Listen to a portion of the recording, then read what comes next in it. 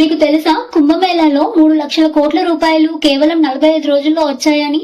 CAIT confederation of all India traders report ప్రకారం కుంభమేళకి వచ్చిన 40 కోట్ల మంది భక్తులు ఒక్కొక్కరు 5,000 రూపాయలు చొప్పున ఖర్చు పెట్టినా 2 లక్షల కోట్ల రూపాయలు ఈజీగా వస్తాయని చెప్పారు. 5,000 కన్నా ఎక్కువ ఖర్చు పెట్టే భక్తులు కూడా ఉంటారు. అప్పుడు సుమారు 2 లక్షల కోట్ల రూపాయల నుండి 4 లక్షల కోట్ల రూపాయల వరకు ఈజీగా రెవెన్యూ జనరేట్ అవుతుందని చెప్పవచ్చు. CAIT రిపోర్ట్ ప్రకారం హోటల్స్, గెస్ట్ హౌస్ వాళ్ళకి 40,000 కోట్ల రూపాయలు ఆదాయం వచ్చింది. కుంభమేళాలో ఆకాశం నుండి వ్యూ చూడడానికి హెలికాప్టర్ సర్వీసెస్ అందించిన వాళ్ళకి రోజుకి 3 కోట్ల రూపాయలు వచ్చింది.